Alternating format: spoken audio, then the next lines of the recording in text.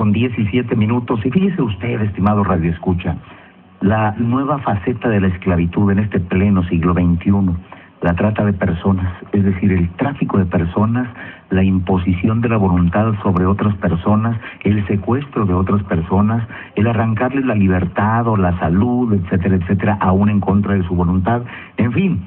La trata de personas es uno de los grandes delitos. Sí, el más grande negocio, ¿no? Y el más grande negocio que ha existido durante toda la humanidad, pero se agrava todavía cuando la humanidad ha crecido más, como ahora que ya rebasamos los 6,000 millones de habitantes sobre este planeta. Para este asunto, para tratar este asunto, hemos contactado a la senadora Adriana Dávila. Ella está en la Ciudad de México y vamos a tener una conversación con ella vía telefónica sobre este tema de la trata de personas, porque ella es una de las impulsoras para precisamente el establecimiento de legislación al respecto para el castigo y la prevención de este grave delito. Senadora, muy buenas tardes. Hola, buenas tardes. Me da mucho gusto poder platicar con ustedes. Gracias por el espacio que me brindan para hablar de este tema tan importante, como bien lo dice en su introducción. Al contrario, doctora, nos da muchísimo gusto que haya aceptado pues esta llamada de nuestra parte para este programa. Los saludamos, la saludamos con el gusto de siempre, la maestra Mónica Alicia Juárez y Humberto Leal Valenzuela, su servidor. Muchas gracias. Sí, senadora, ¿qué tan grave es este ya de por sí grave problema en el mundo, pero qué tan grave lo es en nuestro país? Bueno, lamentablemente, Humberto, permítame decirle que traemos de inicio un primer problema, que es la visibilización.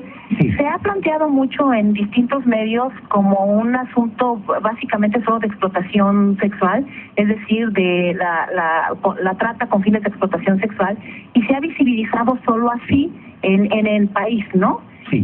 Pero la trata tiene muchas y distintas modalidades de negocio, llamémosle, que tienen que ver, por ejemplo, con servidumbre, que tienen que ver, por ejemplo, con extracción de órganos, que tiene que ver con fluidos, que tiene que ver con conflictos armados. Digo, hay una serie de modalidades de la trata de personas que el hecho de que se hable solo de explotación sexual a veces sí hace invisible los problemas en otro sentido.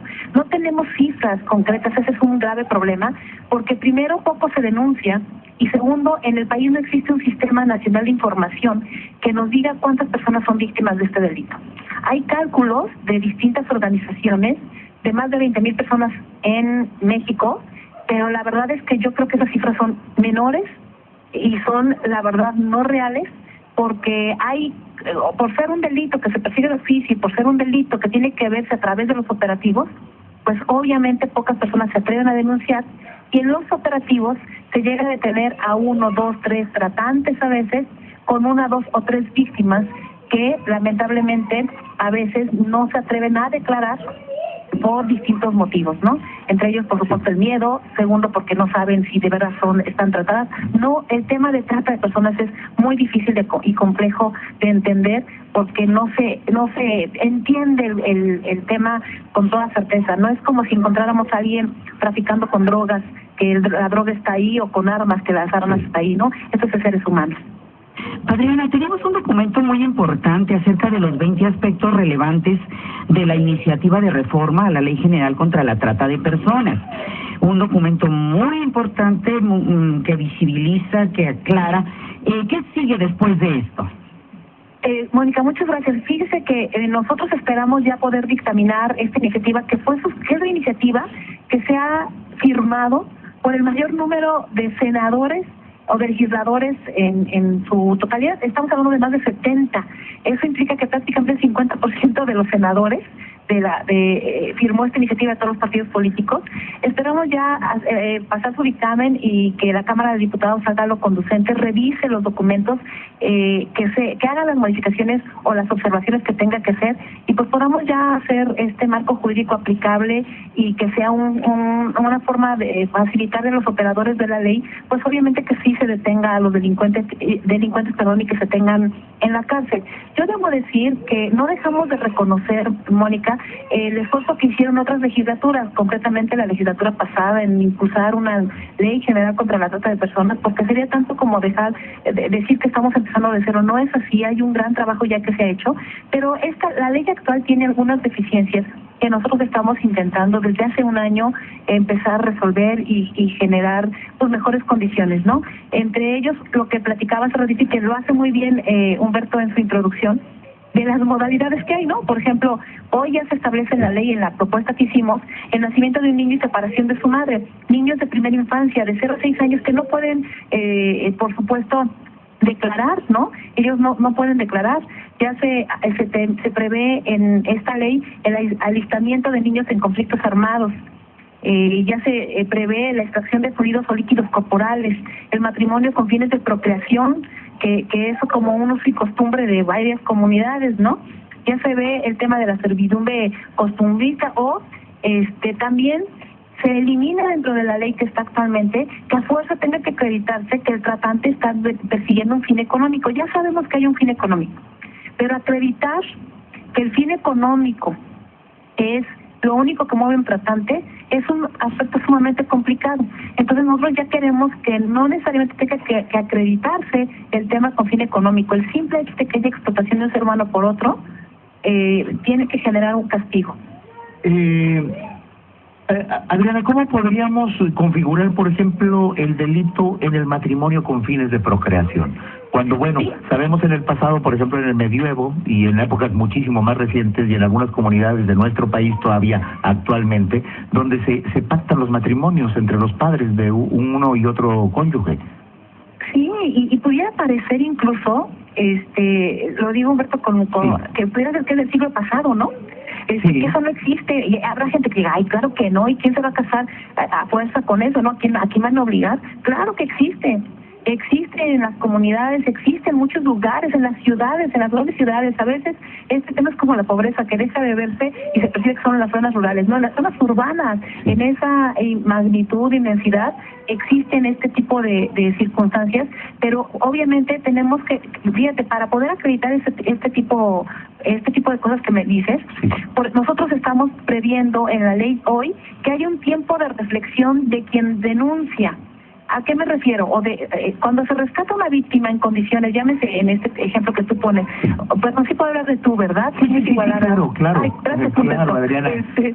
Con todo gusto, claro. En este ejemplo que pones, si nosotros si en un operativo la autoridad encontrara una circunstancia de esa naturaleza, el primer argumento que la víctima diría es, no es cierto, yo estoy casada por mi voluntad, ¿no? Así lo diría. Sí. Lo que nosotros estamos poniendo hoy en la ley es que haya un tiempo de reflexión, así se le llama, ¿no? Para que la víctima sea tratada psicológica, clínicamente, físicamente y psiquiátricamente en muchos de los casos, y pueda darse cuenta que efectivamente hay un delito de trata ahí y pueda denunciar. Hoy las víctimas que son tomadas en un operativo, de inmediato las llevan y de inmediato tienen que ir a declarar. Entonces hay un proceso muy desgastante para ellas, porque obviamente tienen 1001 motivos para no hacerlo, ¿no? Es parte de lo que queremos nosotros implementar y que estamos implementando en la ley. Y cada quien que tome lo que le toca. Mira, en la número 18 se habla de que la iniciativa establece la necesidad de crear códigos éticos a los medios de comunicación para prevenir ser utilizados en la comisión del delito de trata de personas. Y claro, nosotros tenemos que deducir cuando el medio puede ser como propaganda, enlace, manipulación, complicidad. ¿Y cómo podríamos esto concretarlo? O publicidad, ¿no? O publicidad, efectivamente, así es. La ley actual establece que debe haber, que los medios no podrán ser, llamémosle, parte de los instrumentos que se utilizan los tratantes. Sin embargo, no establece para los medios de comunicación ningún castigo, porque obviamente cuando hay un proceso de esta naturaleza, pues hay incluso medios que pues lo que ellos hacen es vender publicidad, ¿no? Entonces, nosotros lo que estamos planteando es que más allá del castigo o no que pueda darse en una triangulación o complicidad, ¿no? Que nosotros no queremos acusar bajo ninguna circunstancia sin tener pruebas, ¿no?